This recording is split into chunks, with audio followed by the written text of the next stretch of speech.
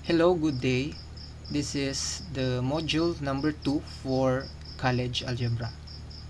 As you can see, our topic for today is linear equations.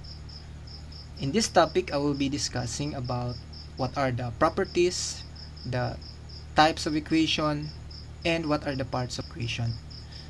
Also, we will solve some problems with regards to finding the unknown in an equation. Finding one unknown, two unknowns, and three unknowns in a linear equation. So let's start.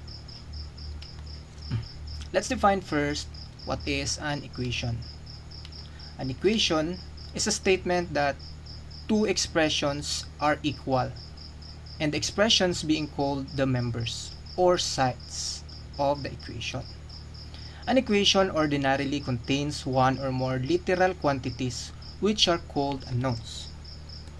So, ano ba ang pinagkaiba ng equation sa isang expression? Sa isang equation, there is the presence of equal sign. And bukod lang doon, ang parts ng equation ay meron siyang members or tinatawag ding sides. And sa isang equation din, meron ding tinatawag na unknown. So, dun sa na-discuss natin, last time, I have already mentioned the term variable. So, sa equation, pwede rin din natin yung gamitin ang term na variable sa unknown. Say for example, meron tayong isang equation which is 3x minus 7 equals to 5. So, kung expression lang siya, wala tong equals 5. That's just an expression. Kaya, masasabi natin na isa itong equation dahil merong equals. At bukod pa doon, meron tayong unknown, which is this variable x. So, this equation is not yet satisfied because dun sa left hand side na member ng equation o itong nasa left side ng equals ay hindi pa equal dun sa right side. So, yan ang hahanapin natin dito sa topic na to. So, ano ba yung tawag dun sa variable o yung makukuha mong sagot para pang substitute dun sa equation? Ang tawag doon ay ang roots. Any number that when you substitute on that variable or on that unknown that will satisfy on that equation, that will be called as root. So, kung meron kang isa-substitute dito sa x na to, okay, at kapag inoperate mo o sinolve mo yung 3 times dun sa value na sinubstitute mo sa x and minus 7 ay dapat mag-equal sa 5. Tawag doon ay root.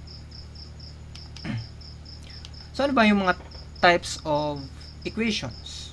Meron tayong tinatawag na identical equation at meron ding conditional equation at equivalent equation. When we say an identical equation, it is an equation whose members are equal for all admissible values of the unknowns or unknowns, which is the identical equation. Examples, we have 2 times x minus 3 equals to 2x minus 6. Isa pang example dyan ay x squared plus y squared, the quantity of x plus y raised to 2 is equals to x squared plus 2xy plus y squared.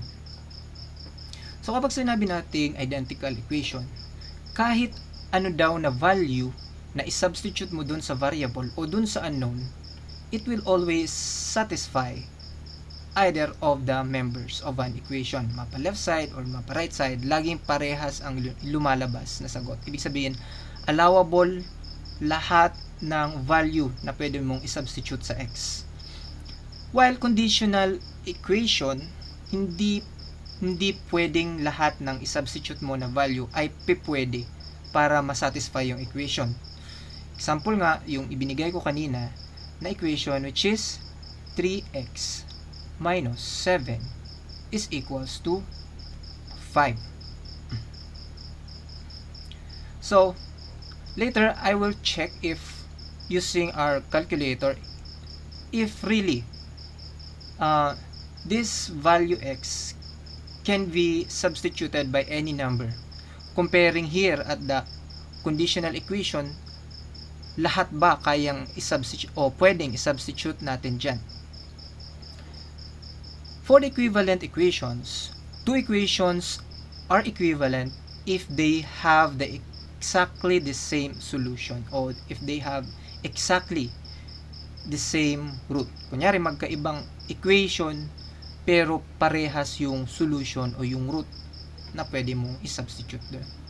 Examples are x minus 5 equals to 0 at isa pang equation 2x equals to 10. So, let's try solving these equations by substituting the value of x in this in these problems or in these equations na ibinigay ko. So let's solve.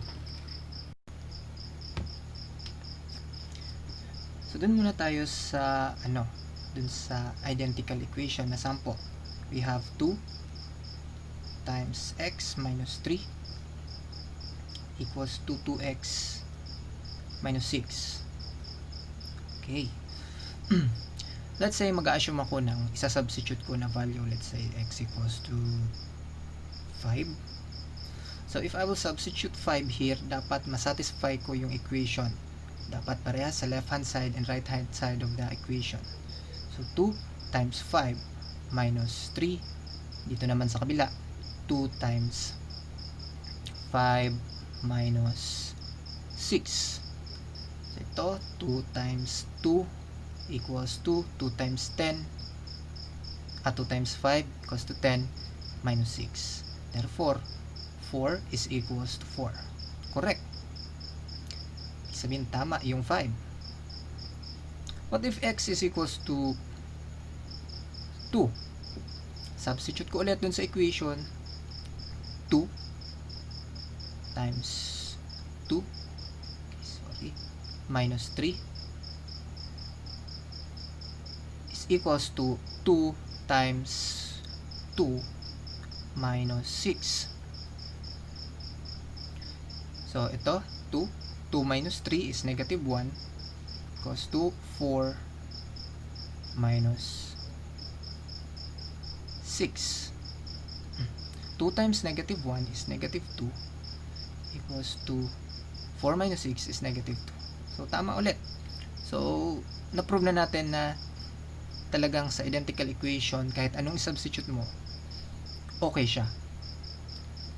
So, how about the other one? Let's clear this. Okay. The other example is x. Sorry, hindi visible. Okay. We have x plus y square is equals to x square plus 2xy plus y square. So, kahit ano ulit i-substitute mo dyan, masasatisfy natin yan. Say x equals to 1, y equals to 2. 1 plus 2 square is equals to 1 square plus 2 times 1 times 2 plus 2 square. So, 1 plus 2, 3 raised to 2. Ito, 1 plus 2 times 1 times 2 is 4. plus 4. 3 square is 9. Okay, 1 plus 4 plus 4 is 9. Correct.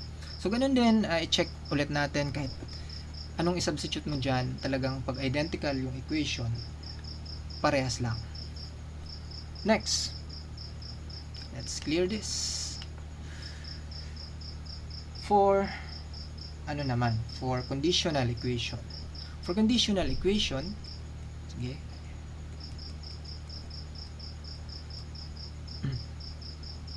yung equation na binigay ko kanina ay 3x minus 7 equals to 5. Kapag nag-isip ako ng i-substitute ko kahit ano, let's say x equals to 1, sinubstitute ko dyan ay 3 times 1 minus 7 equals to 5.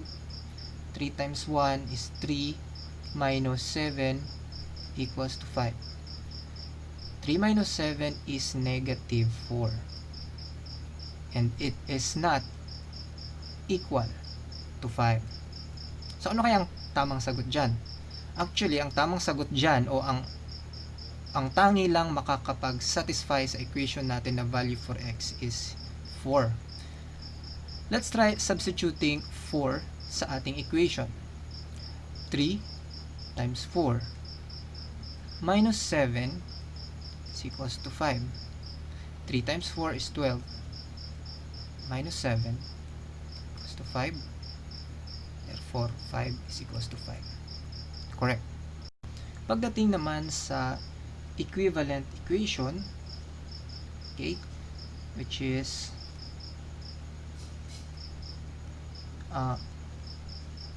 they have exactly the same solutions. So, yung example ko kanina, x minus 5 equals to 0, 2x equals to 10. So, isa lang ang makakasatisfy na variable sa kanila at exactly the same yung yung value ng x na makukuha o yung root nila. Kaya, let's say, alam na natin yung root o yung variable which is x is equals to 5. So, dapat ma-prove natin na parehas to dito para equivalent equations sila. So, 5 minus 5 equals to 0. Okay, 0 equals to 0. Correct. This is an equation, a satisfied equation. And 2 times 5 is equals to 10. Therefore, 10 is equals to 10. Correct. This is satisfied equation. So next, linear equations with one unknown. Generally, linear equations or equations of a line is written in the form of ax plus b is equals to 0, where a should not be equal to 0 with an unknown x. So usually, to identify that an equation is linear equation sa analytic geometry, tinitingnan lang natin kung ano ba yung sinasabi nating degree of an equation. The degree of an equation is found at the variable of an equation where it has the highest value of exponent. Say for example, dito sa ax plus b, kung ano yung pinakamataas na exponent nung term na merong variable, yun yung ating degree of equation. Kaya, kapag sa linear equation, the degree of the equation should be 1. As you see here, yung exponent natin dito ay 1 o yung power ng ating variable x is 1. So usually ang mga second degree equation, mahanap natin yan sa circle, parabola, and ellipse, which will be discussed in analytic geometry. So, sa equation pa lang, malalaman mo na equation siya ng line. Kagaya ng mga examples na ito. 3x plus 2 is equals to 0. This is a linear equation where a is 3, x variable, and b is 2. Another, x minus 6 is equals to 0. Again, this is a first degree equation because the highest exponent or highest power of the variable is 1. So yan. The goal here in solving linear equations with one unknown is to find the solution and root or the value of x. So yan ang pinaka-goal natin. Hahanapin natin si x. So let's start by solving some problems. Solve for x. X plus 2 is equals to 7.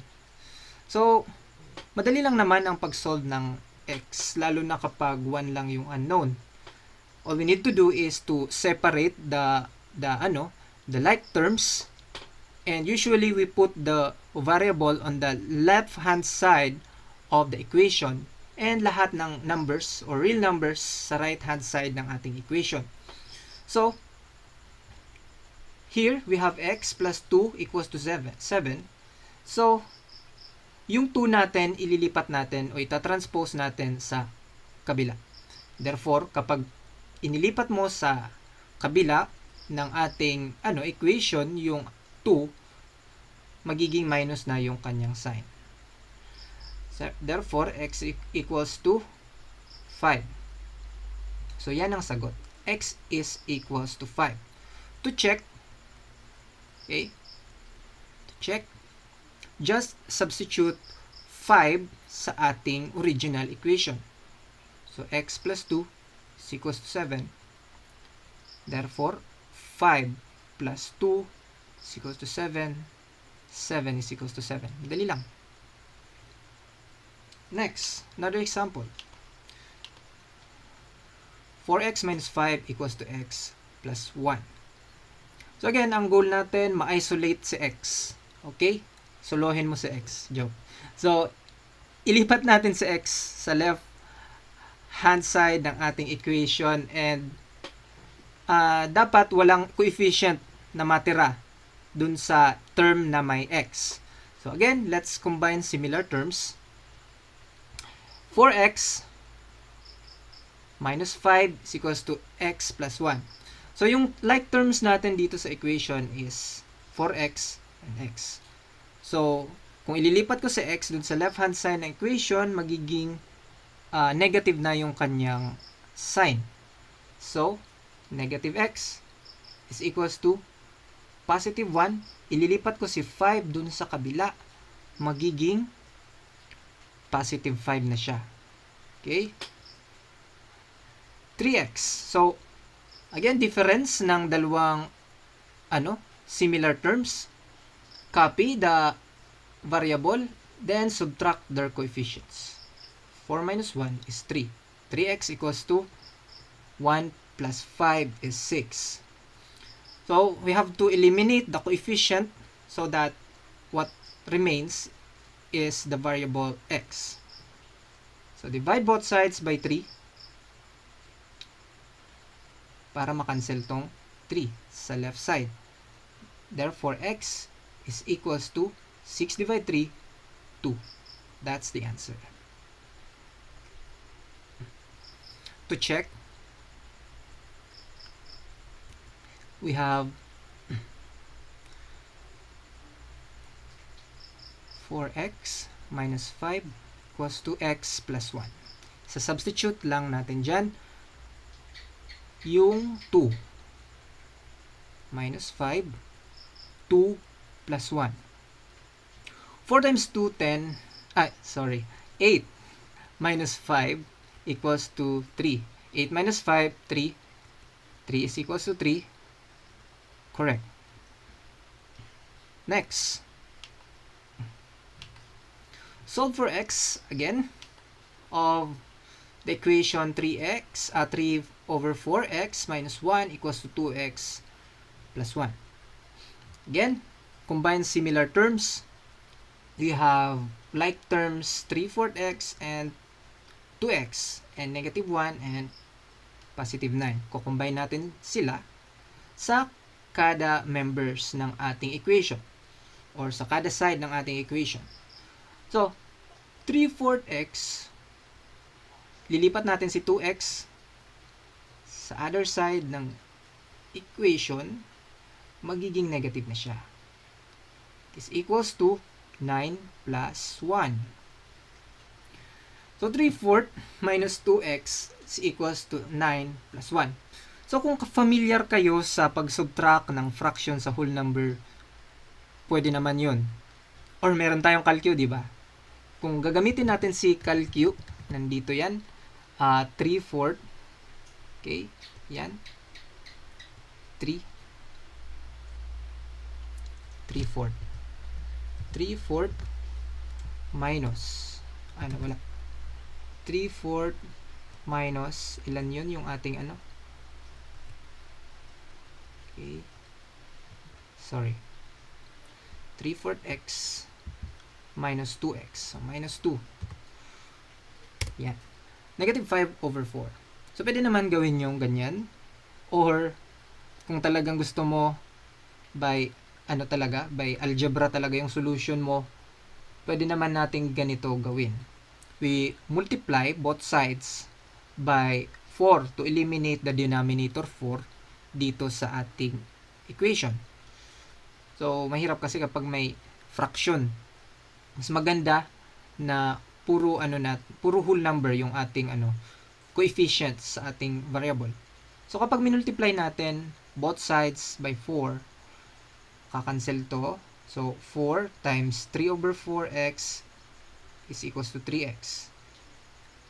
Minus 4 times 2, 8x equals to 9 times 4. 9 times 4 is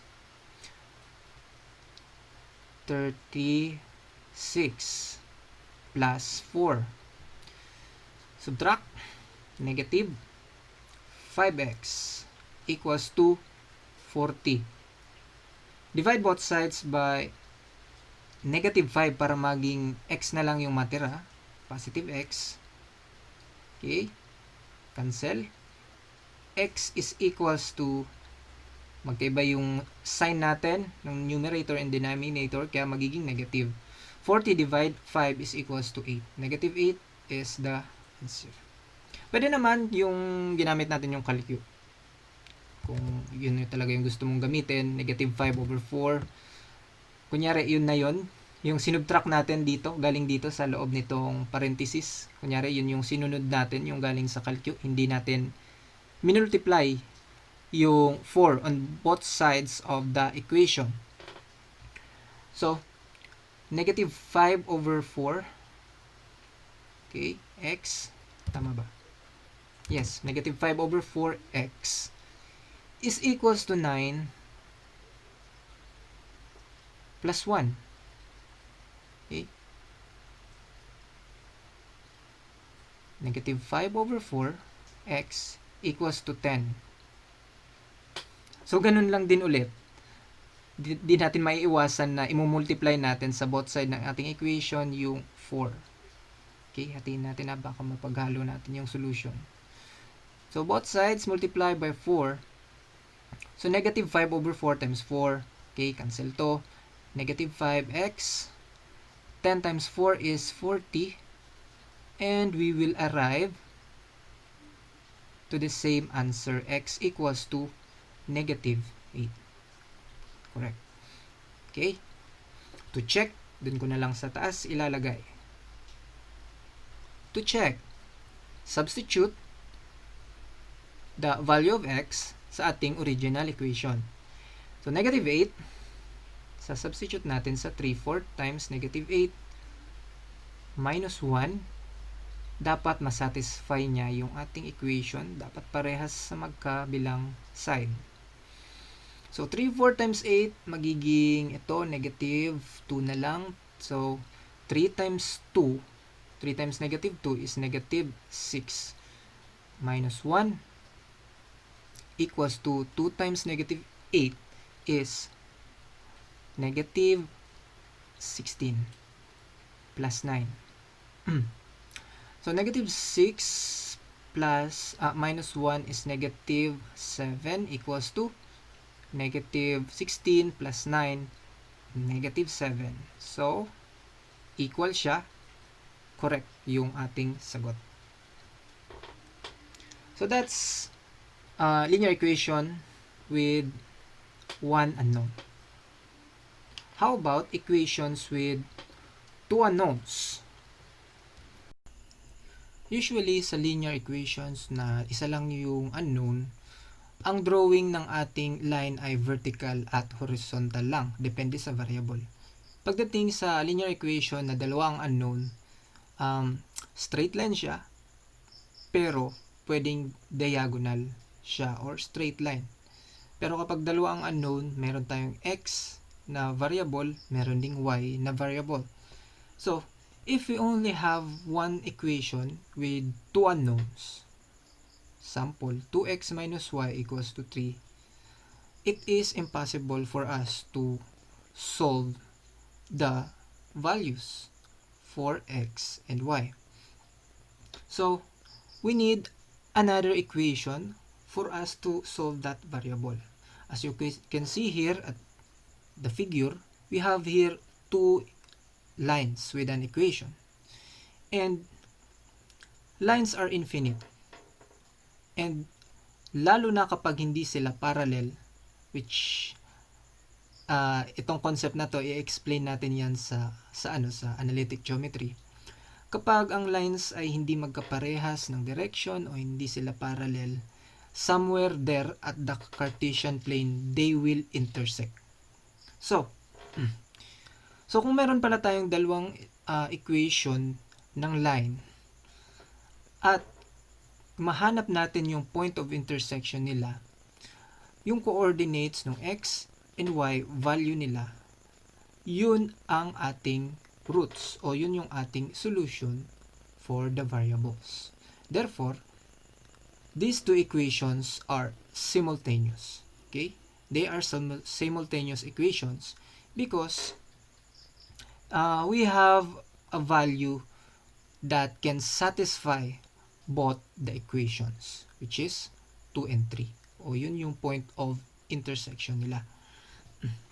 So let's solve some problems that determines the two unknowns. Example, 2x minus 3y equals to 16 and 5x plus 2y is equals to 2. They are simultaneous equations. So how to solve them? First, by combining similar terms. Kaya lang,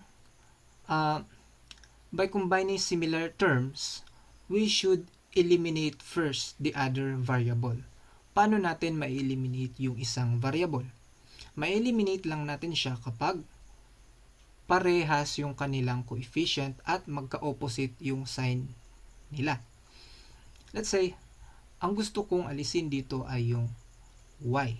Gusto kong siya muna yung ma-eliminate na variable para mahanap natin yung x at siya ang itira natin.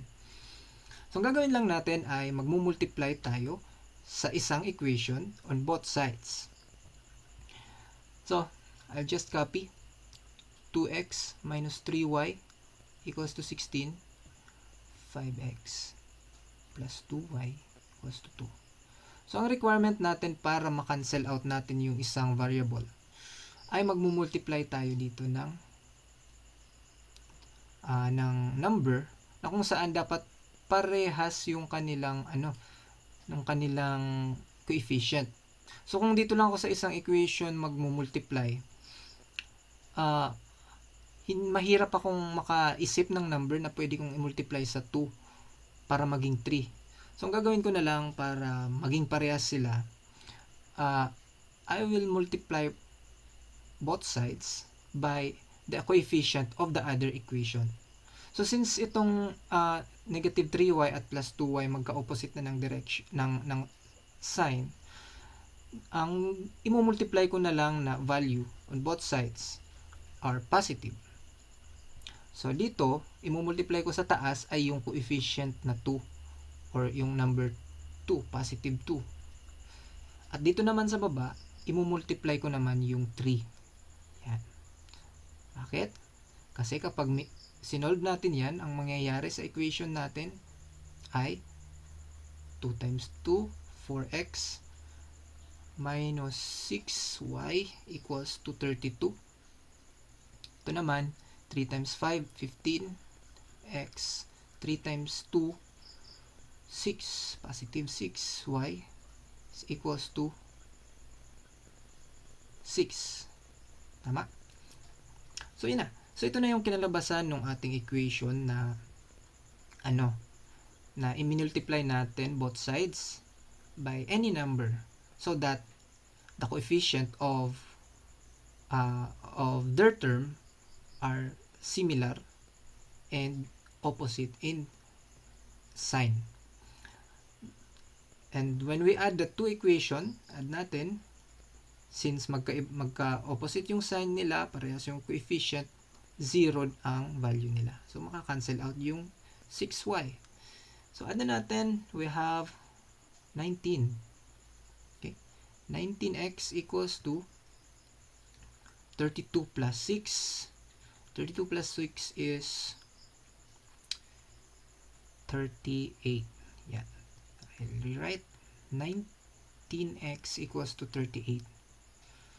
Divide both sides by 19. Okay?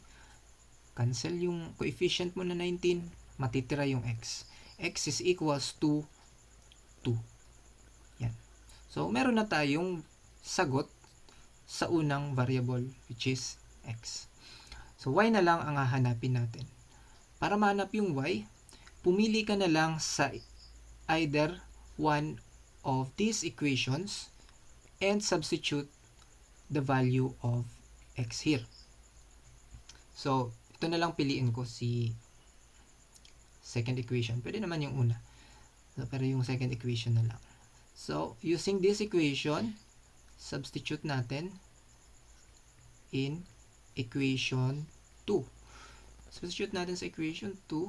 5 times 2 plus 2y equals to 2. So, 10 plus 2y equals to 2. 2y equals to 2. Transpose, lipat sa kabila, minus 10 na. Okay? 2y equals to negative 8.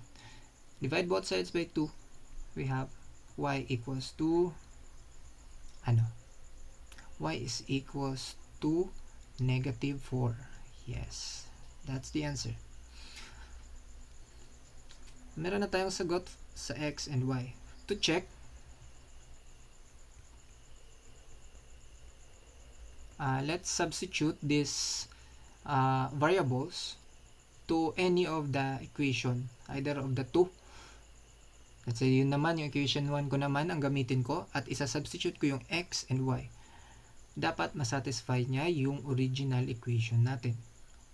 2x minus 3y equals to 16. Substitute x, which is 2 minus 3 times negative 4 equals to 16. Okay? 4 negative, magiging positive. Positive 12 equals to 16. 4 plus 12, 16 equals to 16. So, correct. Okay? Check. And that's it. So, ganun lang kadali ang pag-solve ng ng simultaneous equation of linear equation with two unknown.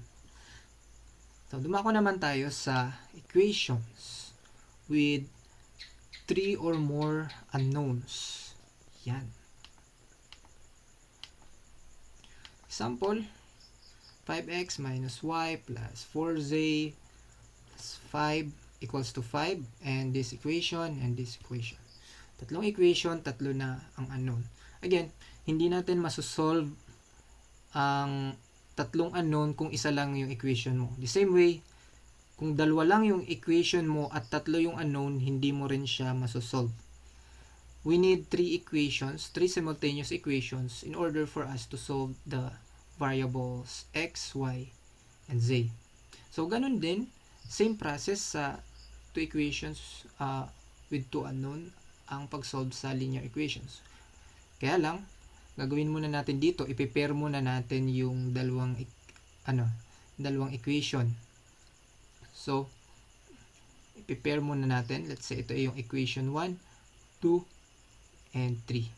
So, equate muna natin, let's say, yung equation 1 and 2. So, from equation 1 and 2, let's eliminate one variable para dalawa na lang ang matira. So, ganun din kapag equate natin yung equation 2 and 3. So, dito muna tayo, equation 1 and 2, 5x minus y plus 4z equals to 5. 2x plus 3y plus 5z equals to 2.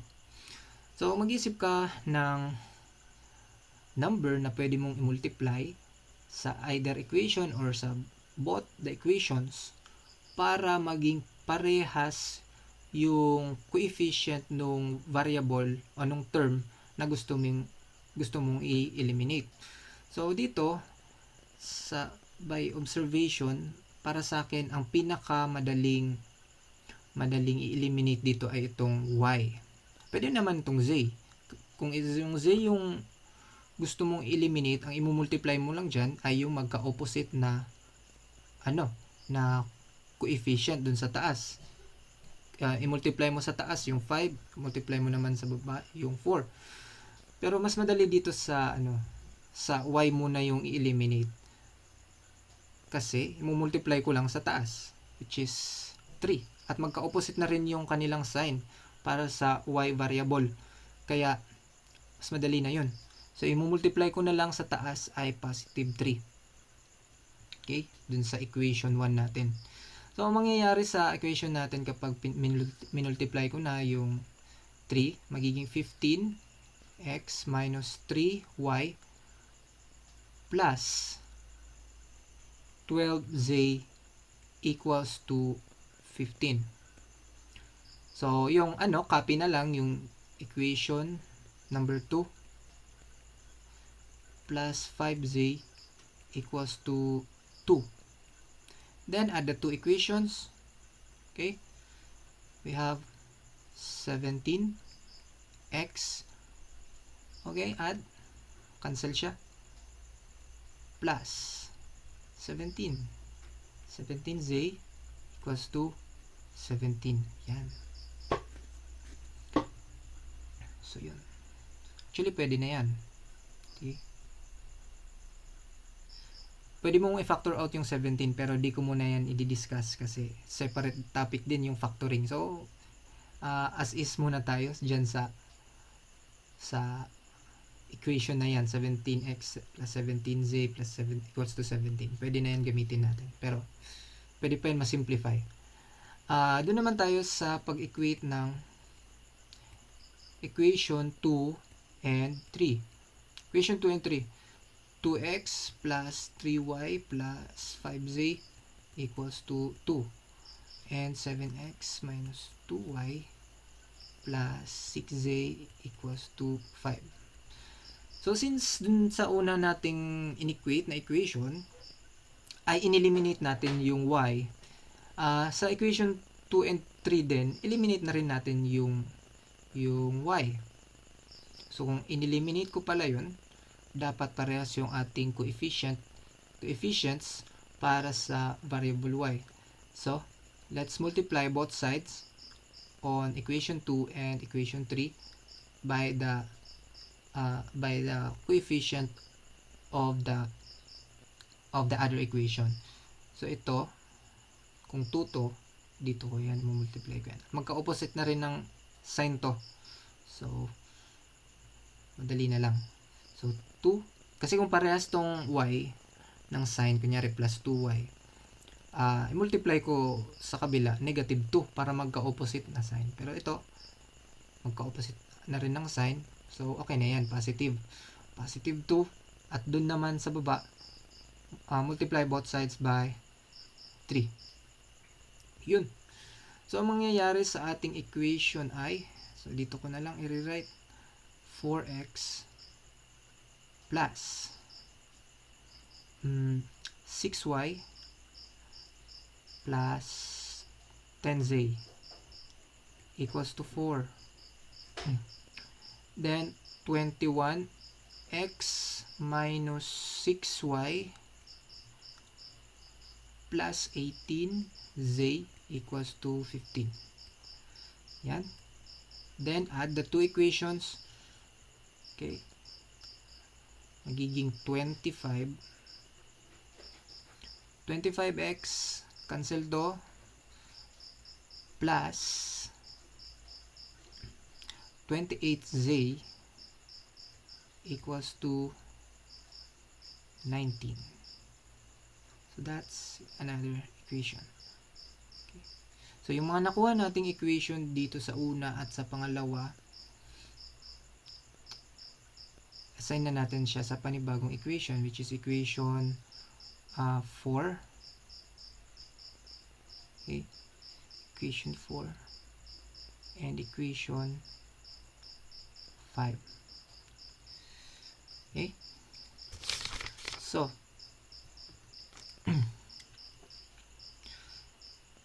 next page. Yan. Okay. Ngayon, wait, sorry.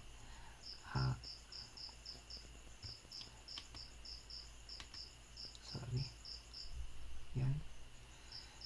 Yung equation 4 natin ay 17x plus 17z is equals to 17. Okay, equation 4. At equation 5 naman natin ay, ikan ko lang, 25x plus 28 equals to 19. Okay. 25, 28, 19.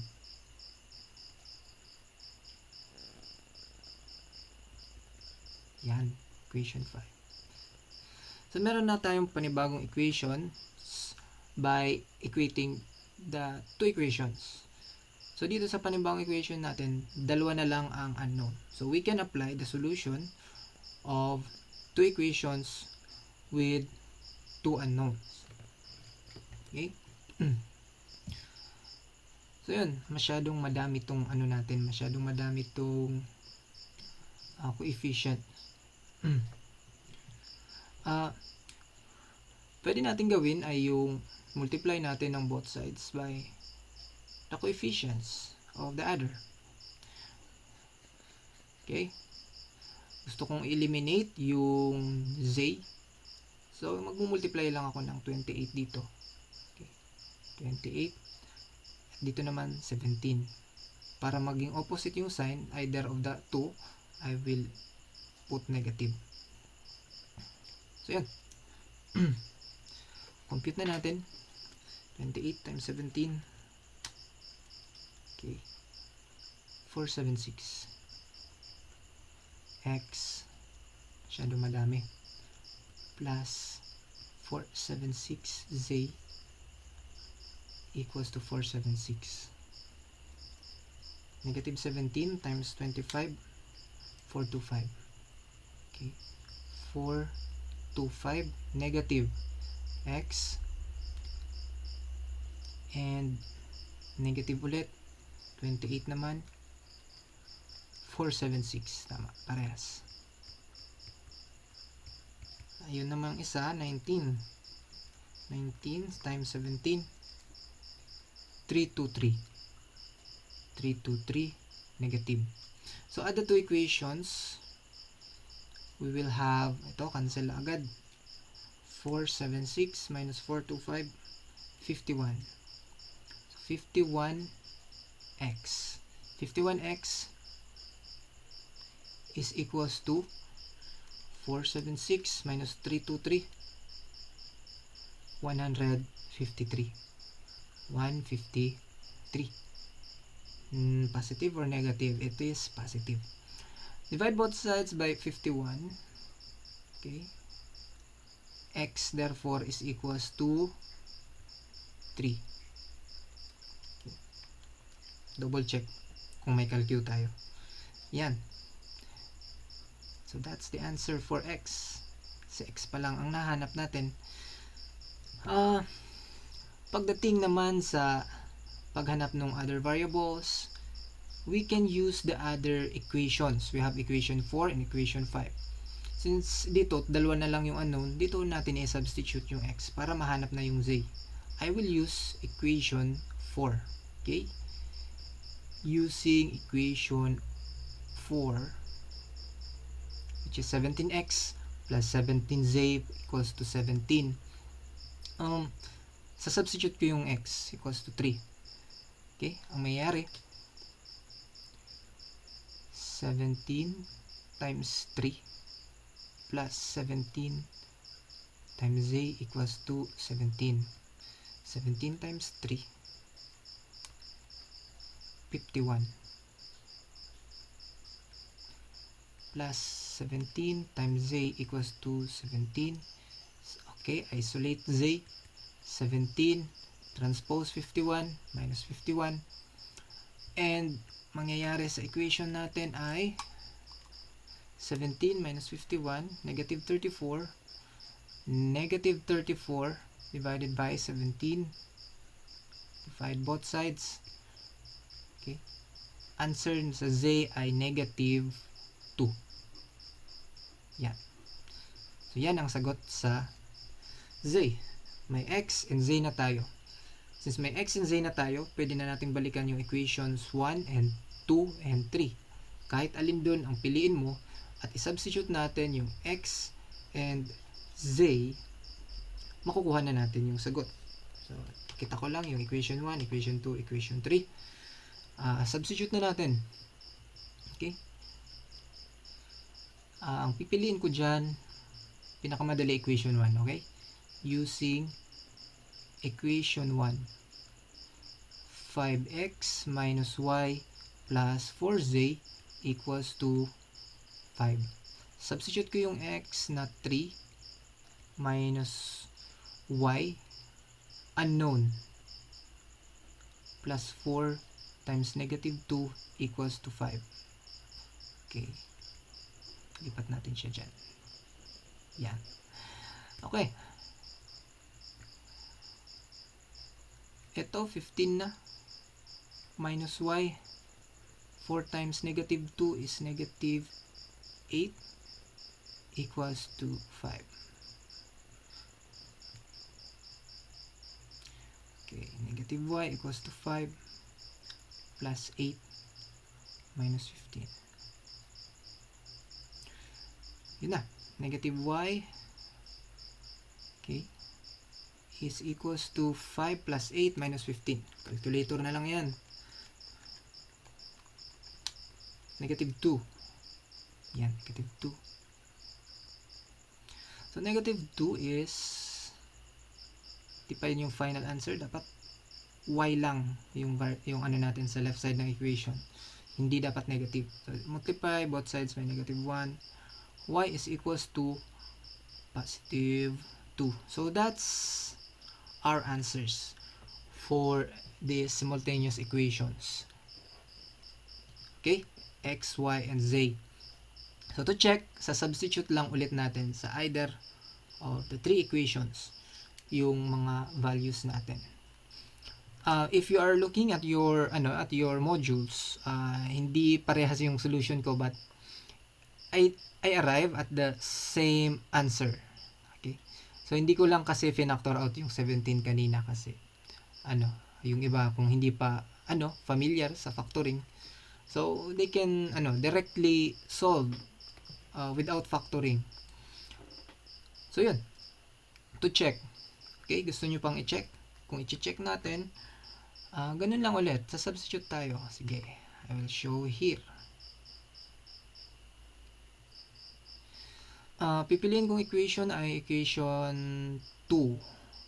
Equation 2 which is 2x plus 3y plus 5z equals to 2. Yung x natin ay yung x natin kaninang na-solve ay 3. Okay? And yung y na na-solve natin ay 2. Positive 2. And yung z ay negative 2 is equals to 2. Dapat masatisfy yung ating equation. 6 plus 6 minus 10. 12 minus 10. 2 equals to 2. So that's correct. Tama yung solution natin. Okay? So that's it. It's now your turn to practice some problems on your worksheet. So make sure that you answer on your own for you to really learn. Okay? So thank you and God bless.